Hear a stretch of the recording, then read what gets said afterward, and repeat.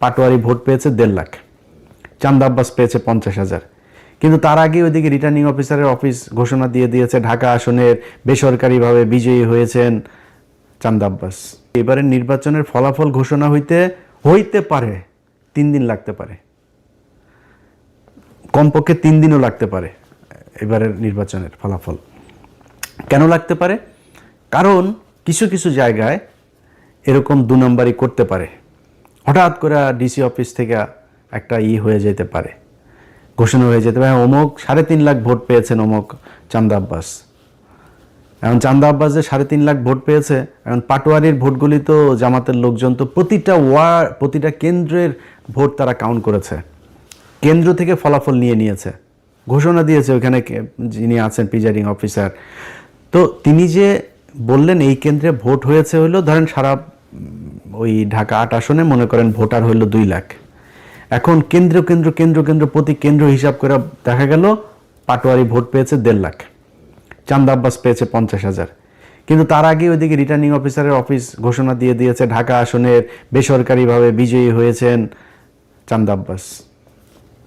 এখন প্রতি কেন্দ্রের ভোটে ক্যালকুলেটর করে দেখা গেল যে ভোট বেশি পেয়েছে তখন কই যাবেন?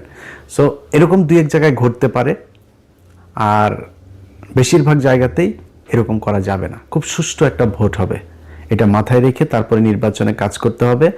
যাদের এই যে ঋণ খেলাপি টেলাপি যারা করে এখন নির্বাচন, এই যে হাসনাতের এইখানে ব্যাংকের কর্মকর্তাকে জোর করে আদালতে নিয়ে এখন বলানো হচ্ছে যে তার সাথে আমাদের মীমাংসা হয়ে গিয়েছে। যে ব্যক্তি এটা করছে সে ক্ষমতায় গিয়ে পুরো ব্যাংক খেয়ে ফেলবে।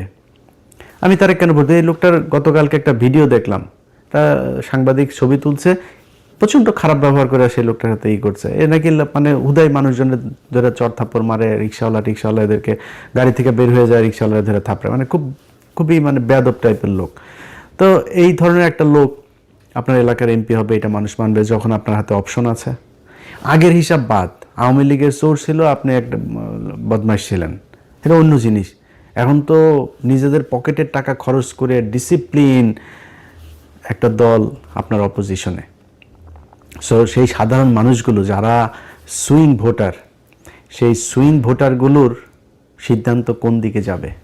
সারা জীবন কিন্তু এই সুইং ভোটারদের ভোটের মাধ্যমে এই দেশের রাজা নির্বাচিত হয়েছে, পরাজিত হয়েছে। সো এবারও সেটাই হবে আমি আশা করি।